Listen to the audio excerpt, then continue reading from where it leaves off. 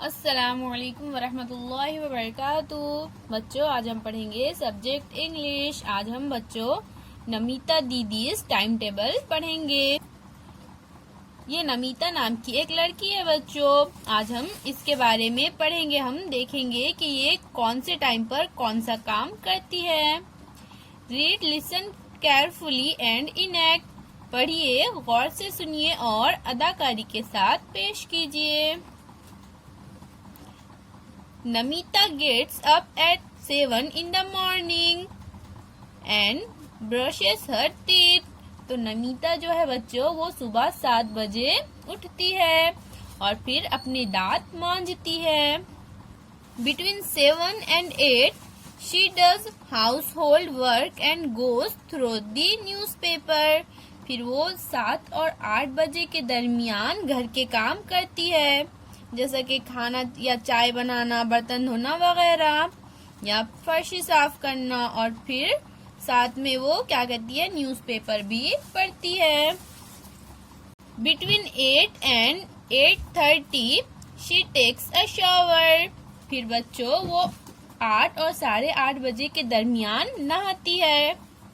She eats her breakfast between 8:30 and 9। फिर वो बच्चों 8:30 और 9 के दरमियान अपना नाश्ता करती है। Between 9 and 10 she attends a driving class। फिर वो 9 और 10 बजे के दरमियान में गाड़ी चलाने की क्लास में हाजिर रहती है। She is learning to drive a car। वो मोटर कार चलाना सीख रही है। Between 10 and 10:30 she packs her lunch and gets ready to go। फिर बच्चों वो 10 और 10:30 बजे के दरमियान अपना दोपहर का खाना डब्बे में रखती है। Between 10:30 and 11 she travels to her office।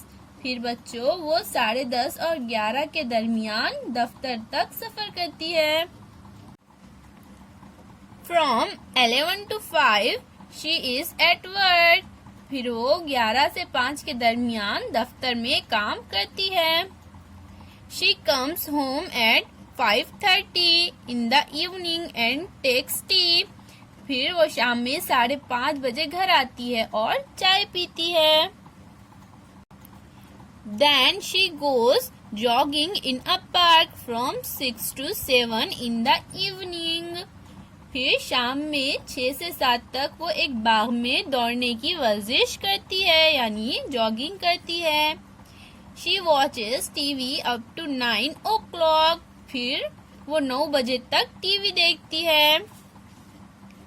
Till 9 o'clock she also does household work and sometimes listens to music। 9 बजे तक वो घर के काम भी करती है और कुछ वक्त वो संगीत यानी सॉन्ग्स भी सुनती है। She takes dinner at 9। फिर 9 बजे वो रात का खाना खाती है। Then she reads books। उसके बाद फिर वो किताबें पढ़ती है। And goes to sleep at 11। और 11 बजे सो जाती है।